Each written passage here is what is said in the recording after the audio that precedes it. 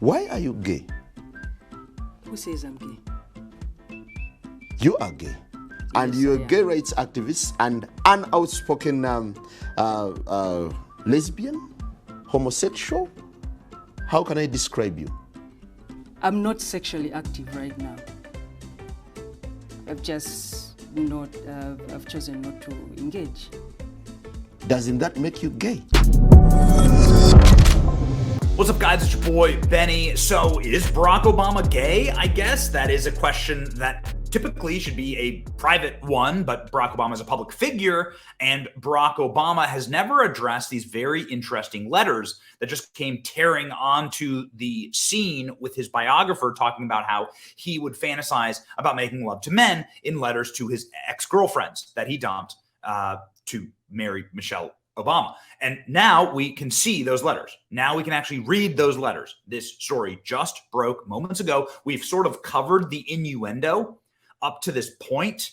And so it is our obligation to show you what the news is reporting and what the letters report, because these letters are real. These are authenticated. And now we know what Barack Obama said about his fantasies concerning men in his younger years. And since Barack Obama is a public person, normally we wouldn't care about this kind of stuff, but Barack Obama is a public person, president of the United States for 2 terms, and president of the United States for 1 unofficial term, which he is currently serving right now, as he is the actual president of the United States and clearly not Joe Biden. Barack Obama told X, "I make love to men daily, but in my imagination," the letter shows. So this is very interesting, and it's an exclusive from the New York Post. They have verified the letter. They actually went and saw the letter. This letter was redacted and was part of a capture and kill campaign. That's a PR term for, like, if there's bad information out you, like out there about you, like various institutions can like grab it, capture it, kill it, buy it, and then file it away in archives, and you'll never be able to get access to it. But here we have now finally access to Barack Obama's initial love letters to his old girlfriends, where he, and I quote, "I make love to men daily in my imagination," Obama said. Former President Barack Obama wrote about his androgynous mind and making love to men daily, but in my imagination, according to the redacted portion of a now notorious 1982 letter obtained by the New York Post. 40-year-old letter to an ex-girlfriend surfaced based on the mega viral autobiography of David Garrow and a winding interview that he gave to Tablet magazine. We'll show you that interview, and we'll encourage you to read it. Go look for yourself. Again, that's what this show is all about. That's what this channel is all about. You can go look for yourself. We will give you the news. We will show you the evidence. We will show you the documentation, and you can decide for yourself, okay? You are an adult, and you are a smart person, and so you have the right to actually see what's going on. In regard to homosexuality, I must say, and I'm quoting here, that I believe that this is an attempt to remove oneself from the present, a refusal, perhaps, to perpetuate an endless farce of earthly life. You see, I make love to men daily in my imagination, Obama wrote. That's a quote. He was 21 years old when he wrote that, meaning he must have either just graduated college or close to graduating college. This was in November of 1982. Again, let's repeat it. In regard to homosexuality, I must say that I believe that this is an attempt to remove oneself from the present, a refusal, perhaps, to perpetuate the endless farce of earthly life. And Barack Obama is a weirdo. He's a creepy weirdo. Why do we ever give this man power? He's a creepy weirdo. This is what the Tablet magazine, the reason why I can say this is it really has less to do with politics, even though I think he is one of the most destructive celebritizing and bringing identity politics clearly into the political spectrum. One of the most dangerous and perhaps damaging presidencies ever, certainly in my lifetime. It is inarguable the most damaging presidency in my lifetime, and given the fact that he's still currently president right now, serving out his 3rd term, certainly the most damaging president in my lifetime. This letter was written to Alex McNair. This is a photo of Alex McNair right there on screen. They were both attending Occidental College.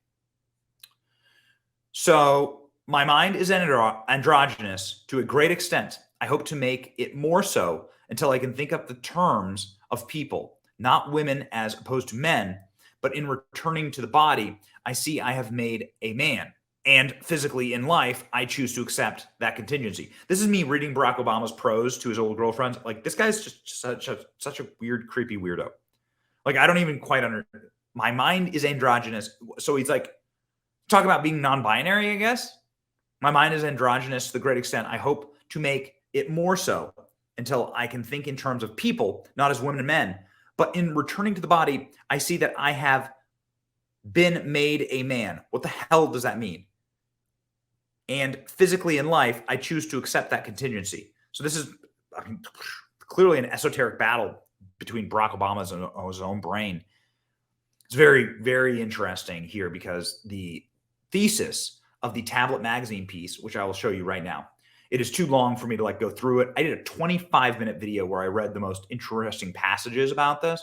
This is from Barack Obama's chief biographer, certainly not a right-winger, certainly not somebody who is like a MAGA hat wearing conservative. This is David Garrow is like the foremost civil rights biographer, women, like pro-choice biographer. He is by every measure a leftist, right? He was granted unbelievable access to Barack Obama and wrote about who this person is. And what did he eventually conclude? He eventually concluded that Barack Obama is a fiction, that nothing about Barack Obama is real. All of his life was a pantomime creation, a creation by Barack Obama for Barack Obama, and he was able to live out his own writing. And so he's like a sort of a lost soul who created and manufactured an image of himself. And then he lived that out and got that elected to the, to becoming the president of the United States. So this is the photo of the letter, in case you are concerned about its authenticity. Clearly, the Obama handwriting there. Nobody questions the authenticity, however, of this letter. The article goes on to say that Barack Obama's been married since 1992, and the writer, the author, Garrow, says that these are youthful musings. I'm a historian. I'm not a psychologist. Human beings have sexual fantasies, he said in an email to the Post when asked for a request for comment. Barack Obama did not comment. So there you have it, ladies and gentlemen. So this follows, of course, these breaking image news stories about gay fantasies from Barack Obama. Those were all real. These news stories were real. Now we have the letters to prove it. Barack Obama told his ex. For their part, during Barack Obama's presidency, Newsweek called Barack Obama the first gay president with a rainbow around his head. So that's what Newsweek did. Barack Obama's brother has said that he is definitely gay. This is Barack Obama's half-brother from Kenya. This man is definitely gay. Malik Obama tweeted, and then he deleted. So I don't know. This is the available evidence for you out there, man. And now these are Barack Obama's own words. There they are. Boom. I make love to men daily, but in my imagination, because I'm androgynous sexually, he's saying. So, I mean,